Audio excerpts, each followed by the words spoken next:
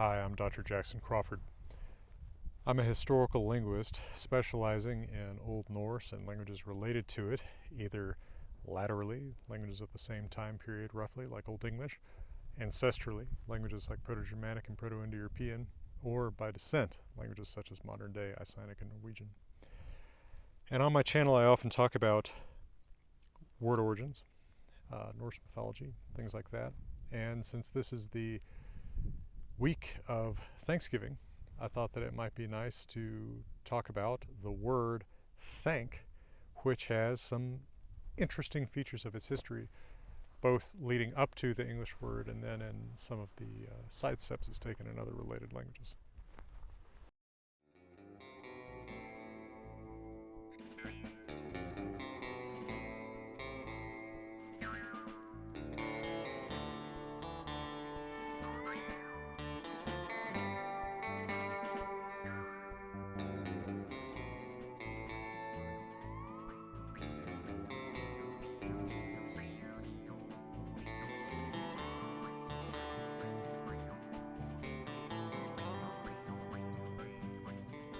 So perhaps the most surprising thing about thank is that it is related to think. This is surprisingly unobvious in a way. For example, sing, sang, drink, drank, we understand that there's a relationship between drank and sang, or the past tense of sing and drink. But thank isn't the past tense of think, and so the relationship kind of eludes us, even though the relationship is pretty close to the same thing. In the oldest reconstructible ancestor language to English or Old Norse, or indeed most languages of Europe and out to India, Proto-Indo-European, there are roots that function as kind of templates. So there's a consonant, blank space, consonant, or sometimes two consonants, blank space, two consonants, or various combinations thereof. But that blank space is filled in by a vowel of different kinds for different meanings. This is called ablaut in Proto-Indo-European. And that ablaut relationship is preserved in verbs in English that have different vowels in the present tense and past tense. In Germanic languages like English, we call these strong verbs. That's your sing, sang, drink, drank model. Now, there is a root in Proto-Indo-European that looks like it is T. Well, we would conventionally represent it as tang, T-E-N-G. The reason that we conventionally put an E in that blank space is because that seems to be sort of the default vowel of Proto-Indo-European. Now, that tang is not well attested outside of the Germanic branch of languages, including English and Old Norse, although it is the ancestor of a very rare Latin verb, tongere, which means something like to know. It's not the usual Latin verb for know. It occurs very sporadically. I think one of the attestations is in Ennius, who's a somewhat archaic writer, but it looks like it must be the same word that shows up in Germanic, think and thank. Now, Proto-Indo-European tang, Latin tongere, you notice there's a T and a G there, whereas in English there's a th and a k there. That's actually exactly what you expect. That's Grimm's law. So routinely, regularly, T's become th in Germanic languages like English. This is why we have, for example, Latin tenuis, but English thin, and G's become K's. This is why, for example, we have Latin glacies, but English cold. These are routine features of Grimm's law. So think is actually exactly what we would expect as the English cognate to Latin tongere. Now that extra G at the end may be an extension to a more basic root, the ten root. That would actually be the thin or stretch root. So that potentially, we don't know that this is the relationship between these two roots. We can't go back and ask Proto-Indo-European speakers if they thought of it this way. But it's possible that when you think, you are sort of stretching your mind out, you are reaching out with your mind, and that's, or when you know something, you're sort of reaching it with your mind, and that's, so the metaphor is that you're sort of stretching your mental powers a little bit. We don't know that that's the relationship between those roots, and though the relationship may seem tenuous, pun intended, because that's from the same root, that ten root, it's possible. Now, why are think and think from the same root but with different ablaut? This is a little bit of a vexed question. Again, we can't go back and interview speakers of these ancient languages, but we can at least reconstruct something of the relationship between these words.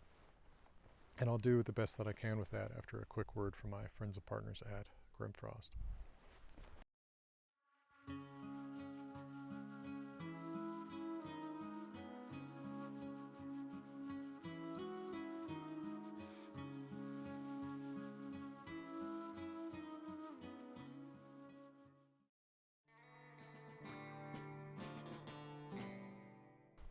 So there are two verbs in ancient Germanic languages that fall into this template of th, vowel, unk. Now, I'm most familiar with Old Norse, so I'm going to focus on Old Norse and just assure you that the Old English situation is similar. I'd rather focus on Old Norse because I know I'm less likely to misstep with talking about something. In Old Norse, these two verbs are thekja and thukja. Now, thekja means know, recognize. It's still used in modern Icelandic. I know her, like I recognize her. And then thukja is to seem. Now, thukja, to seem, is used with a dative, a me form of the verb. You say mer thukir, it seems to me, which of course is exactly cognative with English, me thinks. But in Old Norse, it's used often enough, and especially used often enough reflexively, so that like mer thukkisk, I seem to myself almost, in a sense of thinking, that it comes to be the dominant verb for thinking. Now, in the modern Scandinavian languages, this verb has an N in it, more like English, right? You say, for example, Norwegian, jeg tenker, not jeg tekker, tykker, as you might expect from Old Norse. And that's because the modern day Scandinavian languages, Norwegian, Swedish, Danish, are strongly influenced by Low German. That is not the standard High German language of southern Germany, but the prestigious Low German language of the High Middle Ages, the language of German traders in Scandinavia. And so that's influenced the language in Scandinavia quite a bit, and that's where that N comes from in the modern day. But routinely in Old Norse and the Scandinavian languages in general, NK becomes KK. That's why English says thanks with an N, but in Norwegian you say tak, and similar words in Swedish and Danish. That's the native word. That's not replacing it, the KK with the NK of German. Now in English, those two verbs, to know and to seem, sort of get confused early on. Part of that is that the vowel system in English changes, so they sound the same. And you wind up with think kind of taking a middle course between these two verbs, right? I know, I recognize, and something seems. It's a verb of vague mental activity in Old English. You might say that gets specialized to meaning, well, I experience, in my mind in its transition to modern English. Now, the past tense of think, of course, is thought. Now, that is weird. It is technically a weak verb. That is a verb like English, I walk, I walked, where the past tense is formed by adding D or T. It is not a strong verb, even though the vowel changes, because the vowel change is a little unexpected. It's actually the proto-situation would be, in the present tense, there's an I that turns the root A into an E, and then eventually into the I of modern English. Or the I of modern English comes from the other word one, which is thorn, U in K. I mutates the U into a Y, that becomes an I in modern English. Again, these two verbs are pretty confused in modern English. But the past tense actually has that A still, so you would expect thant. But when we add the past tense T, we get a sequence thant. And Proto-Germanic speakers don't seem to like that sequence. They want to turn the, they want to get rid of the N before the H, and so you wind up with thacht without the N of the present tense. Alternately, the N of the present tense could be a nasal infix present, but then we have to explain what root that present tense tak comes from. There's a mess of questions there, but at any rate, thanks then is a ablaut variant that originally must have just meant the thought, right? And different languages do different things in saying thanks, right? In Spanish you say gracias, grace. In French you say merci, mercy. And Portuguese you say obrigado, obligated.